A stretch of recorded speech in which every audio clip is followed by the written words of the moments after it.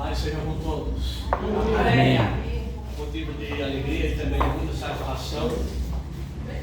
Muitas graças ao Espírito Santo do Senhor da nossa vida, que tirou nós das trevas, do pecado, da lama e trouxe para a maravilhosa luz. Amém? Amém. Por isso é uma honra, é um privilégio na presença de Deus. Como disse que nenhum rei tem o privilégio que nós estamos tendo agora, se ele não fizer isso, não se prostrar diante de Deus, andar nos caminhos do Senhor. Se ele fizer isso, ele terá o privilégio que nós estamos tendo, né? Graças a Deus. Que Deus abençoe os irmãos, a família aqui representada, os queridos amigos visitantes também, que deram o nome de Deus na sua presença. Que Deus abençoe a todos, amém? Amém. Então vocês continuem orando. Agradeço o irmão Marco pelo convite, né? Os irmãos também. Eu quero ver, em nome de Jesus, por a vontade de Deus, nós vamos hoje estudar a Bíblia do Gênesis até o Apocalipse. Vou começar com o Gênesis e vou terminar com o Apocalipse, tá certo?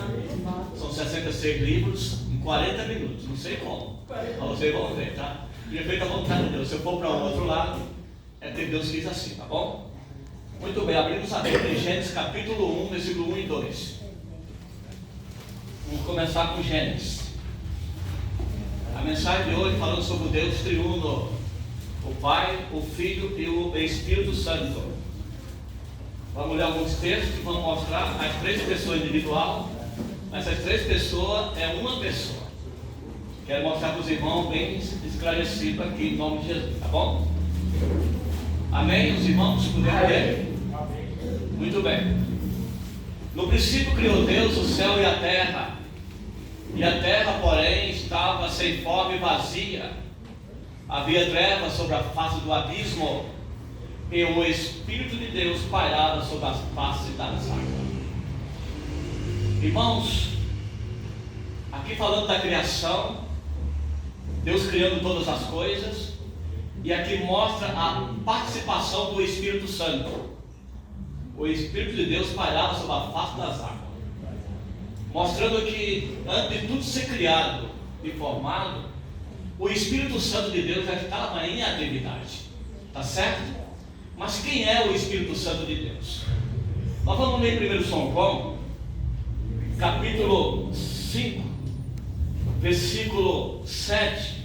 Eu quero mostrar as três pessoas, o Pai, o Filho e o Espírito Santo, identificando as três, uma só pessoa. Vamos ver aqui, no capítulo 5, versículo 7. Irmãos, eu quero ver sobre o tempo. Se eu for ler todos os textos para os irmãos aqui, abrir a Bíblia, pode perder tempo. Então vamos adiante. No capítulo 5, versículo 7, falando das três pessoas em uma só pessoa. Olha só. Pois há três que dão testemunho no céu: o Pai, a Palavra, que é Jesus, e o Espírito Santo. Esses três são um. Amém? Amém. Glória a Deus. Agora vamos começar a falar sobre o Espírito Santo. Quem é o Espírito Santo? Para a gente melhor entender a mensagem. Não comecei com a mensagem ainda. Vamos ler Efésios, capítulo 4, versículo 30. Mostrando quem é o Espírito Santo. Os irmãos entender a mensagem.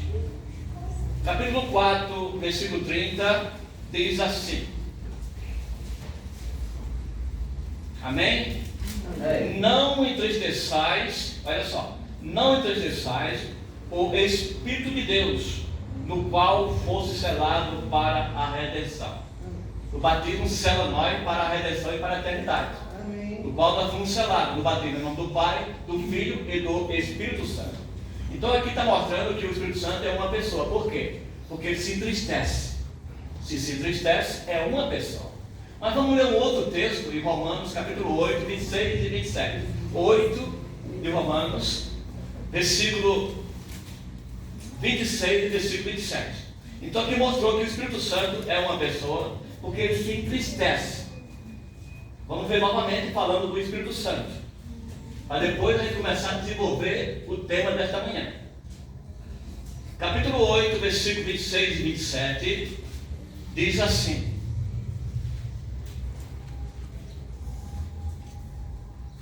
8, 26 e 27, diz: também o Espírito, semelhantemente, nos assiste em nossa fraqueza, porque não sabemos orar como convém. Mas o mesmo Espírito, olha só, intercede por nós, sobremaneira, com gemido inexprimível, lá por dentro.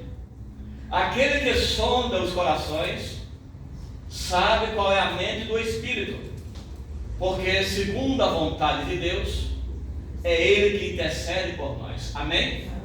Então aqui está mostrando que Ele se entristece, e Ele também intercede por nós.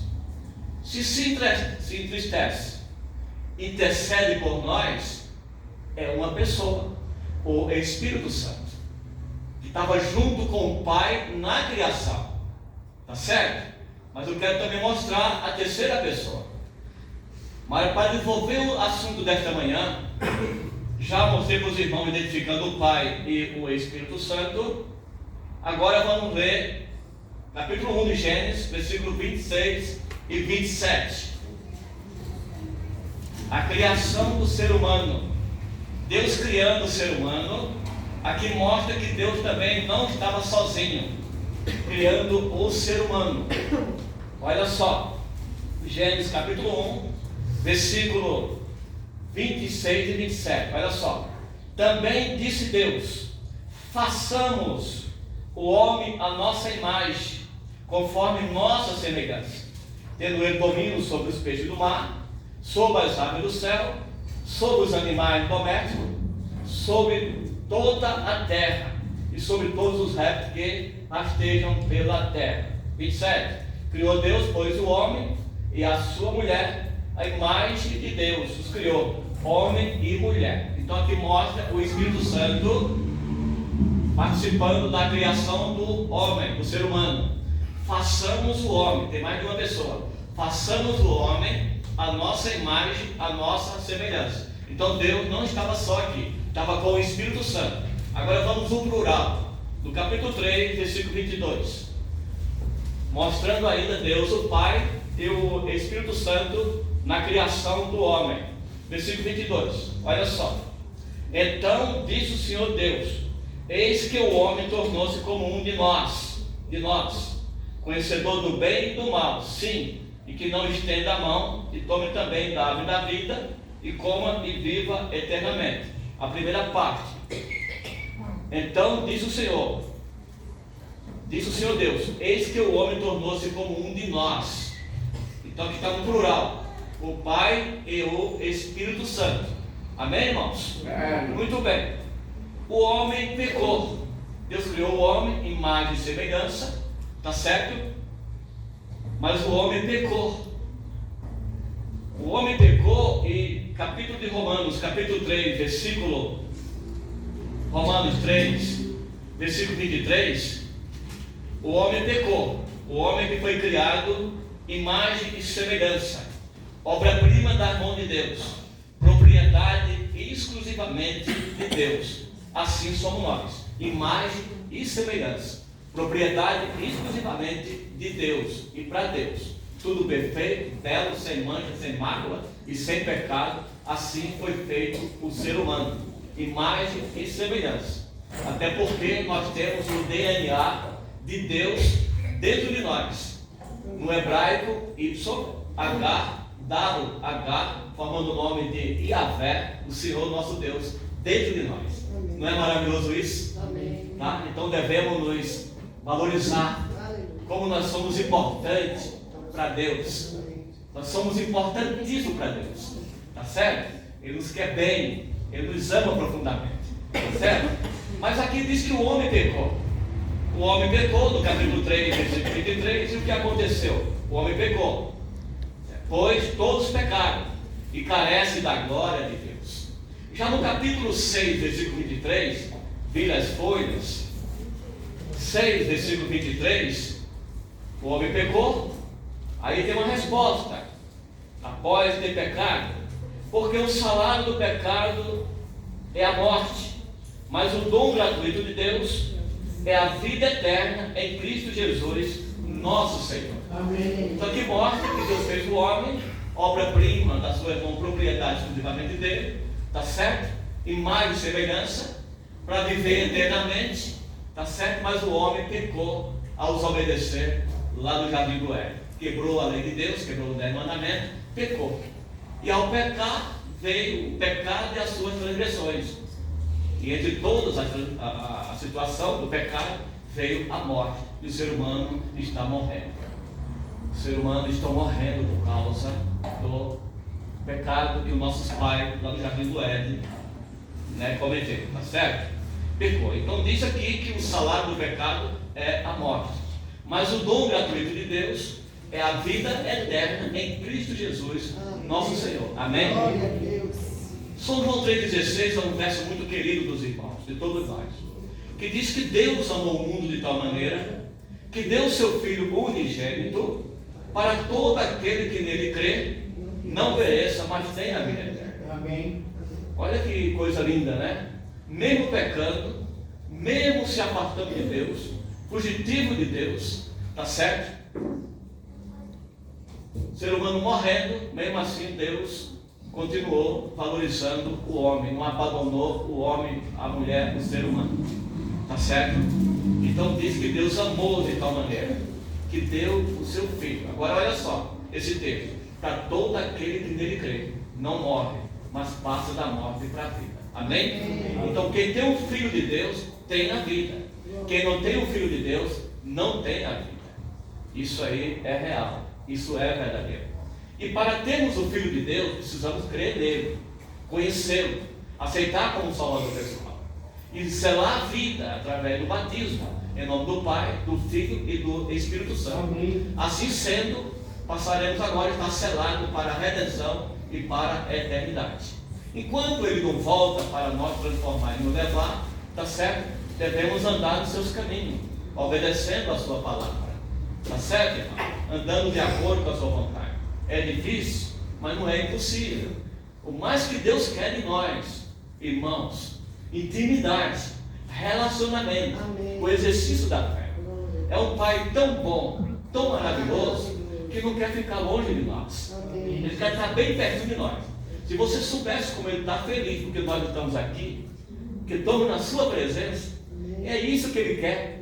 É igual a mãe que tem um filho, a criança vai trabalhar de manhã e vai voltar à noite, deixa aquele filho na creche, né?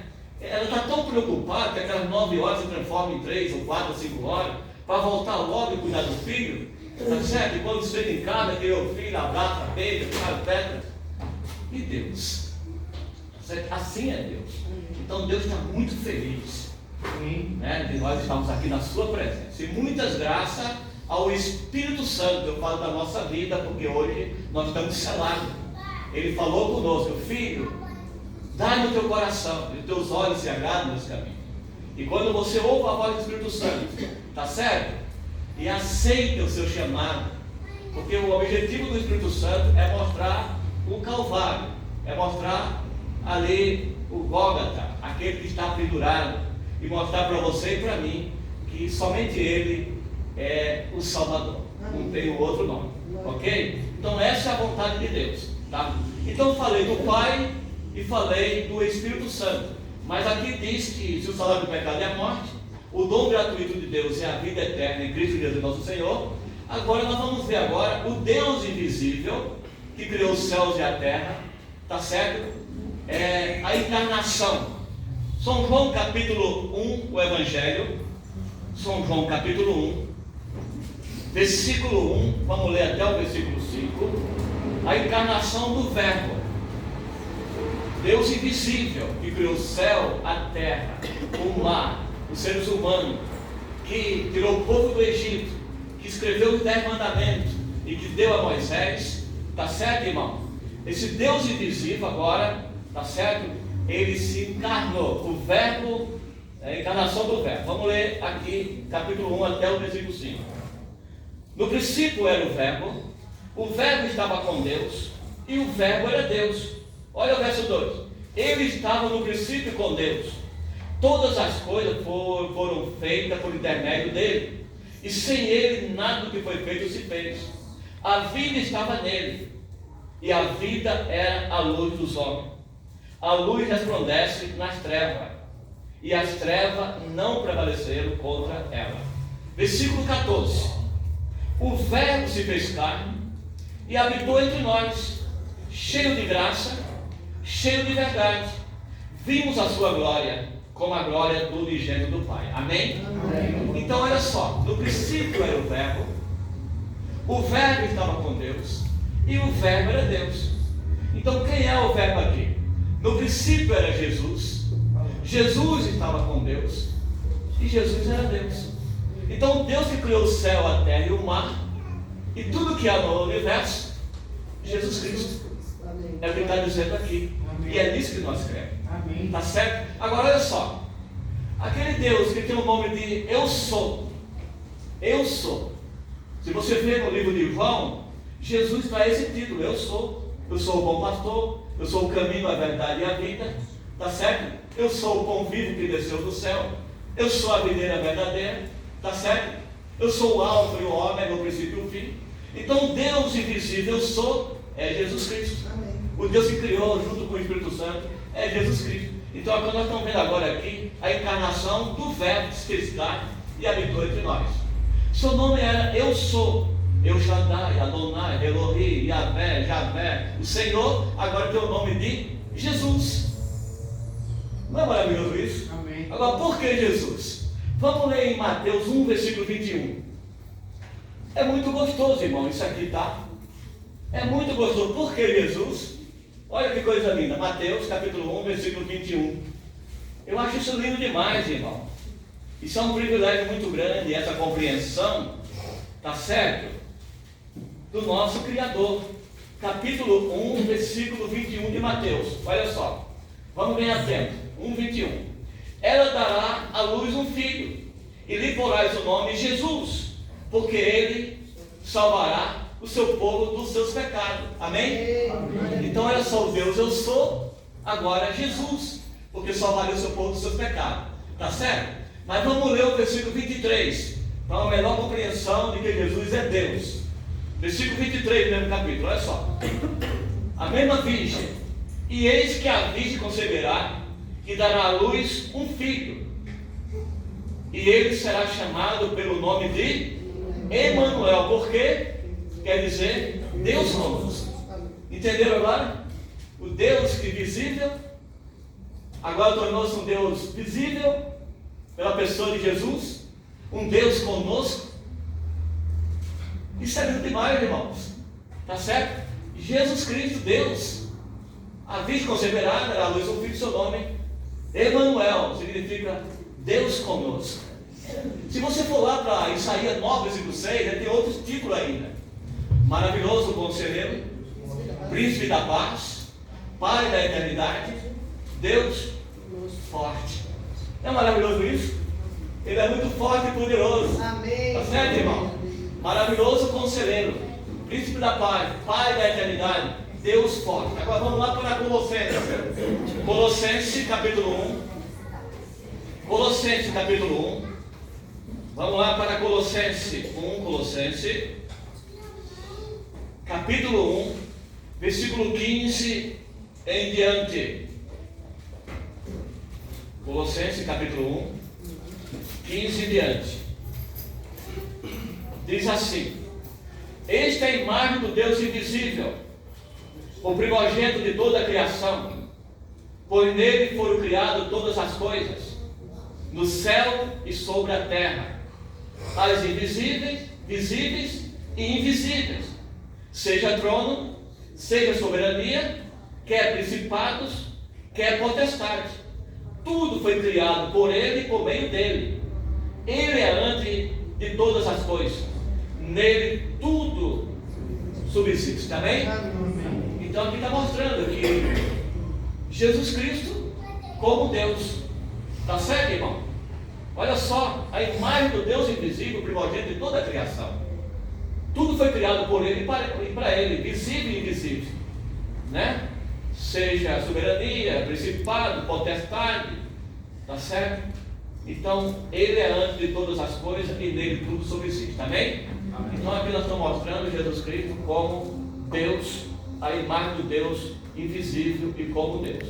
Filipenses capítulo 2, versículos 6 até o 8, voltando para trás. Agora veja a humildade de Jesus como Deus, junto com o Pai. Olha só, no capítulo 2, versículos 6 até o 8, diz assim: pois ele, subsistindo em forma de Deus, não julgou como usurpação de ser igual a Deus. Antes a si mesmo se esvaziou, assumindo em forma de servo, tornando-se semelhante aos homens, reconhecido em figura humana, se humilhou, a si mesmo se humilhou, tornando-se obediente até a morte, e a morte de cruz. Pelo que também Deus o exaltou sobremaneira, ele deu o nome que está acima de todo o nome, para que ao nome de Jesus se dobre todo o joelho do céu, na terra e debaixo da terra, e toda língua confesse que Jesus Cristo é o Senhor, para a glória de Deus Pai. Amém? Então aqui, irmão, nós vemos aqui Jesus como Deus, aquele Deus que deixou o céu, levantou-se do trono, tirou a coroa da cabeça, despede-se dos anjos e vem para a terra, e fica no meio de nós pecadores, e se humilha de tal maneira, a morte e morte de cruz. Você imagina o sofrimento que Cristo teve depois do seu julgamento no tribunal? Foi julgado, condenado, está certo? Depois levaram a escânia e a vergonha no meio da praça pública, está certo? Depois 40 chicoteadas, aqueles homens soldados, tudo demoniado. Imagina um chicote ali, diz que era uma madeira, está certo? Um chicote, um couro, entre a madeira e o couro cheio de ossos, e agora no corpo de Cristo, 40. Então eu entendo como se o corpo de Cristo tivesse sido dilacerado. 40, aquela humilhação tamanha que ele teve. Depois de tudo isso, pega uma cruz que não era para ele, tá certo, irmão? Tem que ir até o Gólgota, mete uma coroa na cabeça dele, com aquela vingança, tá? E agora sobe ao Gólgota, tá? Uma cruz pesada, que diz o historiador que pesava aproximadamente 100 quilos, chega até a cruz, e ali Cristo era crucificado, Cristo era morto, Cristo era sepultado. Em Atos capítulo 2, versículo 24, diz que a sepultura não era para Jesus, tanto que não era para Jesus, que no capítulo 2, 24 de Atos, a sepultura manda ele de volta, como se dissesse: filho de Deus, sai daí, aí não é lugar para você, você é o filho de Deus, você é o dono da vida, mostra que você tem a vida para dar a todos aqueles que crê no teu nome.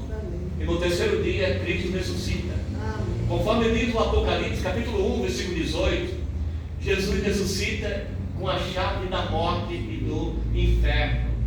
Eu que estava morto, mas agora estou vivo para todo sempre, e tenho na minha mão a chave da morte e também do inferno. E ele provou que tem a chave da morte, tá certo? E também do inferno. Ele esteve lá, saiu de lá e mostrou. E nós conhecemos a experiência de Lázaro, depois de 4 dias lá na sepultura, tá certo? Ninguém acreditou, nem Marta, nem Maria, nem aqueles judeus, aqueles fariseus que estavam ali, tá certo? Mas ele mostrou que tinha autoridade sobre a morte. E ali, no pé da tumba de Lázaro, gritou, disse: Lázaro, sai para fora, e o defunto saiu. Amém? Não entendi, amém, irmão? Amém. Ela é poderosa a mensagem, né? Tá certo? Citou a filha de Jairo, a filha da viúva de Naim, tá certo? E lá em São João capítulo 5, versículo 27 e 28, diz que vem a hora em que todos que estão no sepulcro ouvirão sua voz. Amém. Os queridos, né, Leandro? Logo logo tem a passação Moisinha, não é? Todos que perderam seus queridos, logo não vai muito longe, tá certo? Jesus vai voltar, a trombeta vai soar, tá certo, irmão? E os mortos vão ressuscitar. E tem outra coisa, irmãos, muitos de nós, diz a Bíblia, muitos não passarão pela morte, mas verão Jesus em glória e majestade. Tá? Está no capítulo 16 de Mateus, versículo 28. Muitos não passarão pela morte, mas verão Jesus Cristo. O céu vai se abrir, Cristo vai aparecer com poder e grande glória, acompanhado com todos os seus anjos, e muitos não vão morrer. Oxalá que nenhum de nós, tá certo? Vamos ficar de pé naquele dia, tá certo? Para ver Jesus ser transformado e ir embora com ele. Não importa onde nós estivermos, lá embaixo ou em pé, mas que estejamos todos com Jesus. E quando Cristo vier, todos nós, junto com os queridos que estão lá embaixo dormindo, estão dormindo simplesmente, né? Você não sabe o que acontece com você quando você pega no sono à noite, tá certo? Deus cuidando de você. Assim são os mortos que estão lá. De madrugada você acorda, tá certo? O Espírito Santo, filho, hoje dá mais um dia, olha, você tem que ir para a luta, vai trabalhar, dá mais um dia, tá certo? Nós acordamos, despertamos. Assim vai ser os queridos na sepultura, tá certo?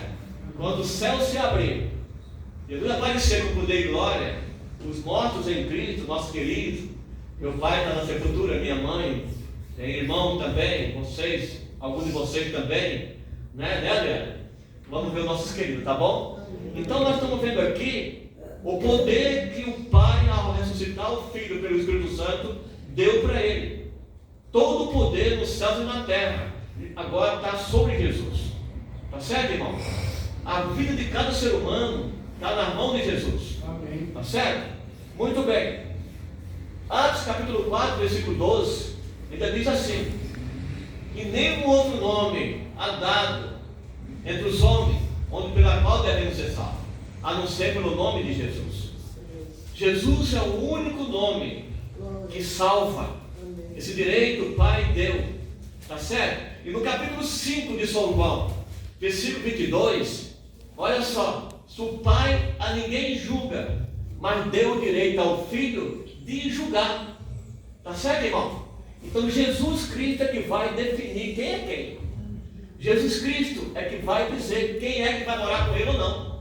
Tá certo? A vida de cada ser humano, o destino de cada ser humano, rico, pobre, preto, branco, amarelo, está na mão de Jesus. Aí eu pergunto: qual será o fim daqueles que andam pregando por aí, terça, quinta e sábado, tá certo? Que não creem em Jesus Cristo como Salvador, ou creem como um profeta qualquer. Qual será o fim de 1,9 bilhões de seres humanos que creem no Maomé, não creem, pode até crer em Jesus Cristo, mas não como Salvador? Qual será o fim dos hinduístas, né, que 1,2 bilhões, né, que também não creem em Jesus Cristo como Salvador? Tá certo? Qual será o fim dos budistas, 520 milhões de budistas, que não creem em Jesus Cristo como Salvador? E assim por diante. Qual será o fim deles? Ao mesmo tempo dizendo para os irmãos que dentro dessa grande religião, tá certo? Que a maior de todas é o cristianismo, com mais de 2 bilhões de cristãos, 2,4 bilhões de cristãos, do qual nós fazemos parte, tá certo? A segunda são o Islã, muçulmanos, 1,9 bilhão. E depois vem o terceiro, o hinduísmo, né, com 1,2 bilhões. E terceiro vem, e quarto vem o budismo com 520 milhões. E assim por diante. Tá certo? Mas existe no mundo mais de 38 mil igrejas, qual nós conhecemos, chegando até 40 mil igrejas, e está incluído esse 2,4 bilhões de cristãos no mundo todo. E entre esses outros tem as igrejas que a religião que não crê em Jesus Cristo como Salvador pessoal. Mas ao mesmo tempo dizendo para os irmãos que dentro dessa religião Deus tem o seu povo, que é chamado de igreja invisível, tá? A igreja invisível será alcançada. E quando nós não podemos pregar verbalmente, o Espírito Santo vai e fala para elas através de visões e sonhos, e elas são alcançadas. Amém, irmãos? Amém? Amém. Muito bem, irmãos. Agora, o que Jesus está fazendo hoje no céu? Nós falamos do Pai, do Filho, do Espírito Santo, identificando os três uma só pessoa, e Jesus Cristo como Salvador, o poder e a autoridade que Ele tem sobre todo o ser humano, toda a parte da terra. A vida está nele. E qual é o papel de Jesus hoje como juiz? Decidir por nós. Hoje está acontecendo, hoje está em Mateus capítulo 25, um grande julgamento. Um grande julgamento. Tá certo, irmão? Jesus como juiz, hoje está fazendo um papel extraordinário no céu, separando as ovelhas dos bodes. As ovelhas os cristãos, os que creram, aceitaram, decidiram do lado deles, será a vida, em nome do Pai, do Filho e do Espírito Santo. Tá certo? E os bodes são aqueles que, infelizmente, não aceitaram, não acreditaram, não aceitaram. Justamente. Esse é o papel de Cristo hoje no céu como juiz. Agora, quando foi que começou esse juízo? Lá em Apocalipse capítulo 8, versículo 14. Apocalipse capítulo 8, versículo 14, nós estamos já partindo para o final. Vamos ver quando começou a ser executado esse juízo por Jesus como grande juiz. No capítulo 8, versículo 14. Olha só, 8,14, diz assim: e me disse, até 2.000 tempestades de manhã, e o santuário será purificado. Tá certo? Quando começou a ser purificado o santuário de Deus? Quando? No final da profecia das 2.000 tempestades de manhã, o santuário seria purificado. No final dessa profecia, irmão, houve grandes acontecimentos no céu e na terra. 8,14 de Daniel. Perdão. Eu falei, eu citei algum capítulo? Não. Apocalipse. Daniel 8,14. Perdão, irmão. Está esperto aqui, né? Perdão, viu? Acharam vocês? Então diz assim, ele me disse, até 2.000 tempestades de manhã o santuário seria purificado. Então, irmãos, aqui mostra Jesus Cristo como juiz, tá certo? Executando o juízo que procede do advento, que procede da sua volta. Além de maravilhoso, conselheiro, príncipe da paz, pai da eternidade, Deus forte, juiz supremo, tá? Se você for lá no capítulo de Hebreus, capítulo 8, capítulo 8 de Hebreus, você vai ver que Jesus ainda tem outros títulos ainda, conforme nós vimos. E Jesus é tudo, ele é sacerdote, subsacerdote, tá certo? Mediador e juiz. E o papel do juiz agora de Jesus Cristo é executar o juízo, que começou em 457 a profecia e terminou em 1844. E essa profecia que iniciou, tá certo? Em 457 terminou em 1844, seria a última profecia que procede do advento da volta de Cristo.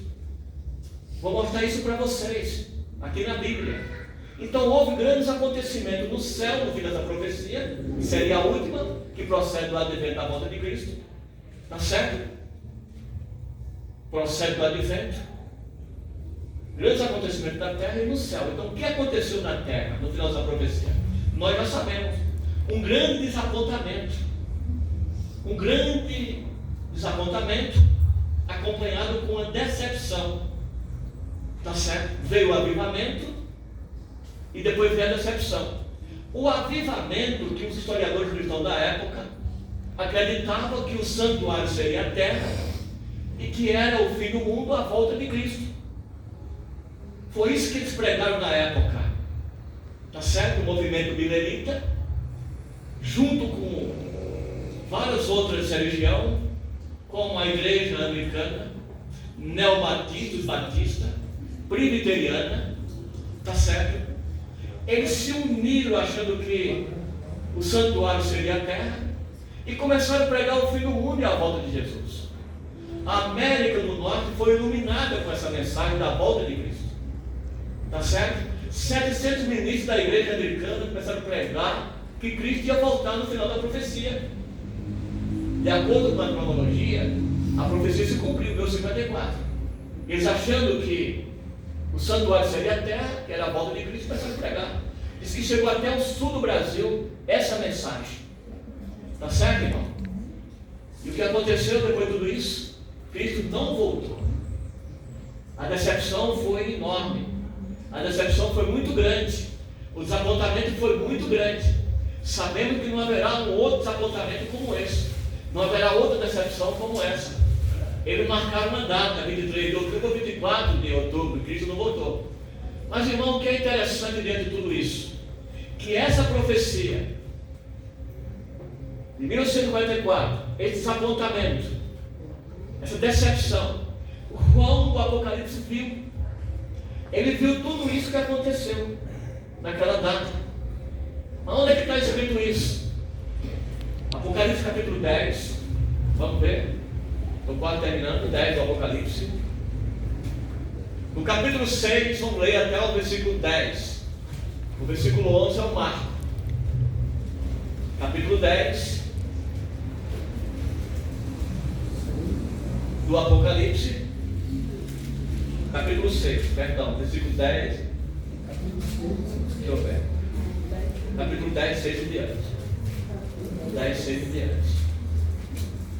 Vamos ver os apontamentos, a decepção que houve no final da profecia de 1894. Vamos ler. Versículo 6. E jurou por aquele que vive pelo século dos séculos, o mesmo que criou o céu, a terra e o mar, e tudo quanto nele existe, já não haverá demora. Seria o fim da profecia. Mas no dia da voz do sétimo anjo, quando ele estiver para tocar a trombeta, cumprir-se-á então o mistério de Deus, segundo ele anunciou aos seus servos profetas. Verso 8. A voz que eu ouvi vindo do céu estava de novo falando comigo, dizendo: vai, toma o livro que se acha aberto na mão do anjo, em pé sobre o mar e sobre a terra. Verso 9. Fui, pois, ao anjo, dizendo-lhe que me desse o livrinho. E ele então me falou: toma, devora, certamente ele será amargo no teu ventre, no teu estômago, mas na tua boca doce como mel. Verso 10.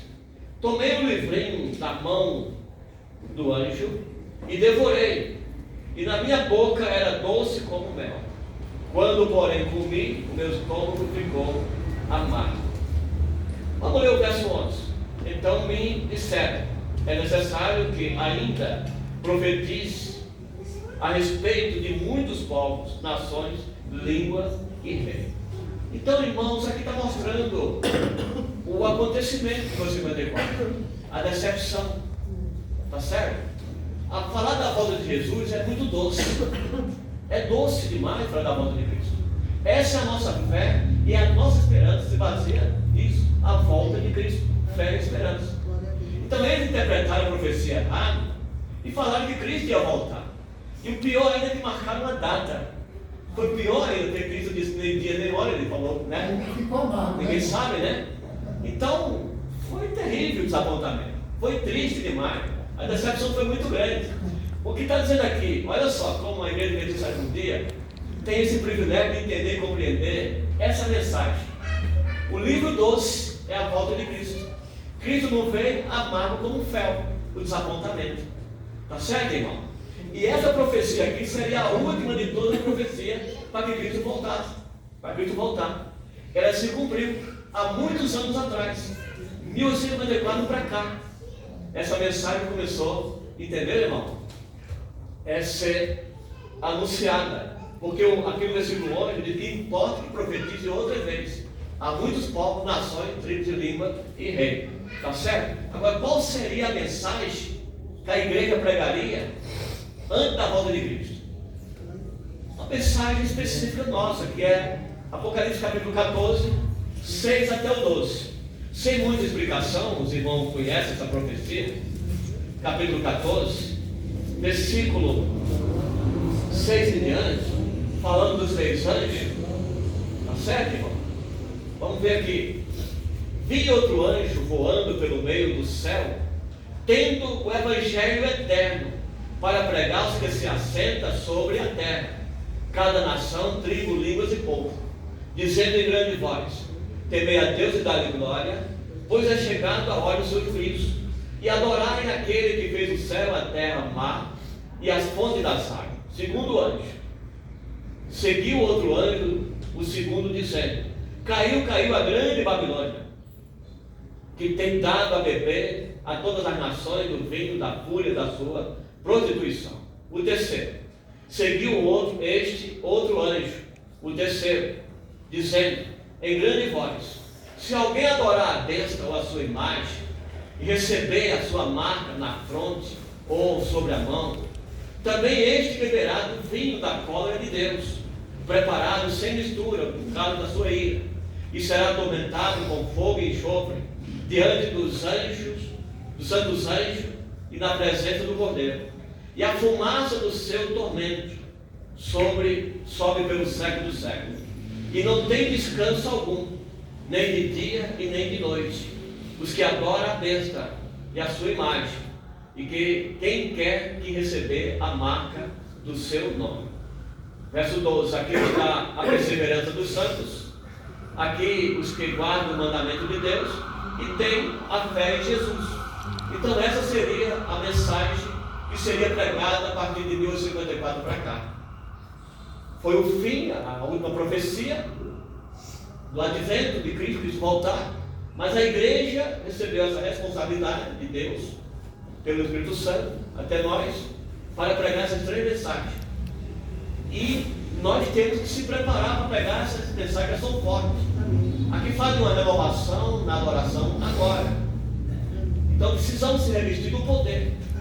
Se no passado a igreja recebeu a chuva temporânea e as maravilhas aconteceu ali na época primitiva, o poder na igreja foi muito grande, e nós vemos os resultados, né? As conversões, os milagres, o nome de Cristo sendo exaltado, tá certo? Até a ressurreição de mortos aconteceu, como Pedro ressuscitou, a Dorca, a Tabita. Em pouco tempo o evangelho foi pregado, foi iluminado, tá certo, irmão? Então Deus espera da igreja hoje, tá certo? Que ela se prepare.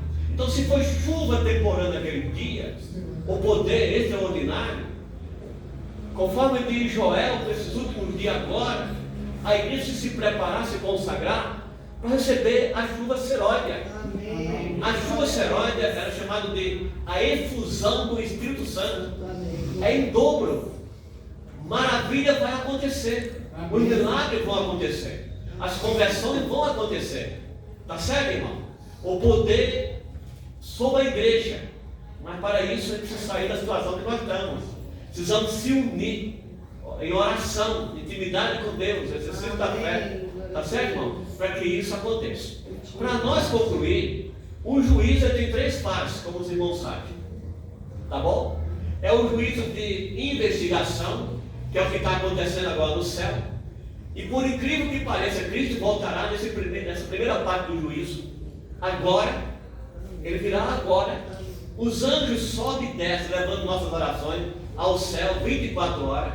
O guarda de Israel não dorme, está lá sentado, entendeu? Executando o juízo, intercedendo por nós, ouvindo nossas orações, nossos clamores. Está certo, irmão? Até que ele volta. Então, a primeira fase de investigação, porque tem três: investigação, comprovação e execução. Agora, por que eu digo que Cristo vai voltar agora? Enquanto muitos estão nesse estado anêmico, essa anemia espiritual, tá certo? Essa condição triste, né? É que está acontecendo com a gente. Então é preciso que haja um despertamento urgente para que seja pregado, porque Cristo vai voltar, entendeu? Vai ser uma surpresa para muitos. E aqui nesse juízo tem três surpresas. A primeira surpresa, a igreja do Álamo, está todo mundo no céu. A igreja que está aqui, a família aqui representada. E fora outras ovelhas que estão aí fora, que serão alcançadas. Pela igreja do Álamo, porque está aqui, Deus abriu essa porta para que aqui o Álamo fosse iluminado. Amém. E como nós aqui, irmãos, tem outros aí, ovelha que não é da casa de Israel, precisa buscá-la. Está em Salmo 10, 16. Para que haja um só rebanho e um só pastor. E elas ouvirão a minha voz, verso 30 e 31. Tá certo? Elas ouvirão a minha voz. Tá certo? Você será o mensageiro, vão ouvir a voz de Deus. Tá? E vão aceitar. Mas precisa a gente tomar uma atitude e buscá-la. As minhas ovelhas ouvem a minha voz. Eu conheço-as. Ela me segue. Dou da vida eterna. Nunca hão de morrer. Meu Pai, que mais é maior que tudo. E se meu pai me deu vocês e elas para mim, então ninguém vai arrebatar da mão do meu pai. Porque eu e meu pai somos um. Amém? Agora, por que eu disse que Cristo vai voltar essa primeira parte de investigação? Vamos concluir, irmão? Não estou cansado, né? Apocalipse, capítulo 20, versículo 4. Para dar um irmão calma um pouco aí, Samuel. 20, versículo 4. 20, versículo 4 de Apocalipse. Para você ver que Cristo voltará nessa primeira fase. Vamos ver. Vi também tronos, e neste assentaram-se aqueles os quais foram dados a autoridade de julgar. Vi ainda as almas dos decapitados por causa do testemunho de Jesus, e bem como por causa da palavra de Deus, tanto quanto não adoraram a besta, e nem tampouco a sua imagem, e não receberam a marca na fronte, na sua mão, tanto na fronte também na mão, e viveram e reinaram com Cristo durante 1000 anos. Então aqui está uma prova que Cristo voltará na primeira parte e levará a sua igreja, está certo? E ela hoje está no céu, depois do 1000 anos está no céu. É a comprovação, estamos no céu. Não vamos desenvolver esse assunto porque o tempo foi embora. Então é justamente isso: primeira parte, investigação; segunda parte, comprovação. A última parte está no capítulo 20, versículo 7 ao 10, que é uma Magedon final. O Estado Santo vai descer com a igreja, no qual nós estamos lá, dentro dessa igreja, né, o povo santo de Deus. Tá? Na hora que o inimigo vai fazer guerra, Deus manda fogo e acaba com tudo. E os salvos, tá certo, dentro da cidade santa, vai pousar lá em Jerusalém. Amém. Está lá em Zacarias, capítulo 14, versículo 4. Jesus Cristo colocará os seus pés ali em Jerusalém. Amém. Concluindo, irmãos, o capítulo 18, versículo 1, diz que toda a terra será iluminada com a glória de Deus. Tá certo? O outro anjo, que é o quarto anjo, depois destas coisas, vi descer do céu outro anjo que tinha grande autoridade, e a terra foi iluminada com a sua glória. Então toda a raça humana saberá que o Senhor é Deus, que Jesus é o Salvador. E a igreja invisível, que hoje não crê em Jesus Cristo, será alcançada pelo Espírito Santo. Que não só no mundo muçulmano, no mundo árabe, como falei, hinduísmo, xiita por ali, né? E budismo, mas nas igrejas também, evangélicas, que não conhecem ainda, não aceitaram os 10 mandamentos, a lei de Deus. Deus tem muita gente sincera, muita gente boa dentro dela, que também será alcançada pelo Espírito Santo. O Santo trará. Irmão, terminando assim, vamos ler o último texto aqui, o penúltimo, que está no capítulo 22, versículo 20, que eu falei para vocês, que vamos terminar do Gênesis do Apocalipse. Aí diz assim, ó: aquele que dá testemunho destas coisas, certamente vem sem demora. Vem, amém, vem, Senhor Jesus. Amém. E o versículo 21 diz assim: e a graça do Senhor Jesus Cristo seja com todos. Amém. Graças a Deus. Amém. Amém, irmão? Ótima pregação. Deus abençoe. Faltou algumas coisas, né, irmão? Mas vamos ficar de pé e vamos cantar o hino Vencendo Bem Jesus.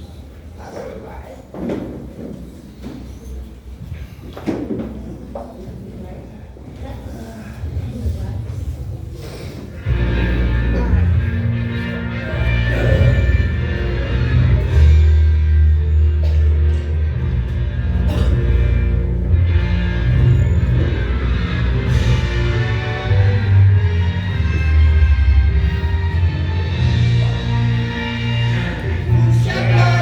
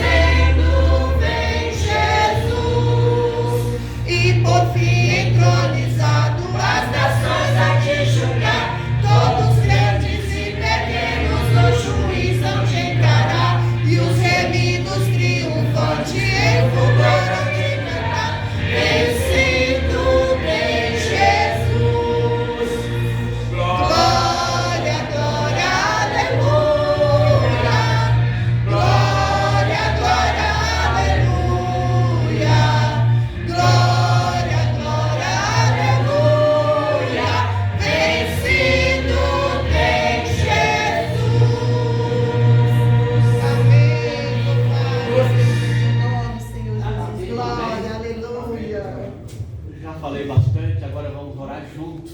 Amém. A oração do Pai Nosso que abrange todas as necessidades. Amém? Vamos orar. Pai Nosso que está nos céus, santificado seja o teu nome. Venha o teu reino, seja feita a tua vontade, assim na terra como nos céus. O pão nosso cada dia nos dá hoje. Perdoa nossas dívidas, assim como nós perdoamos aos nossos devedores. Não nos deixes cair na tentação, mas livra-nos do mal. Porque teu é o reino, o poder e a glória para sempre. Amém. Que Deus abençoe, irmãos. Cada família representada aqui. Que Deus continue sempre com vocês. Até que Cristo volte, reforme todos nós, nossa família, nossos amigos, vamos embora com Ele. Amém? Deus abençoe.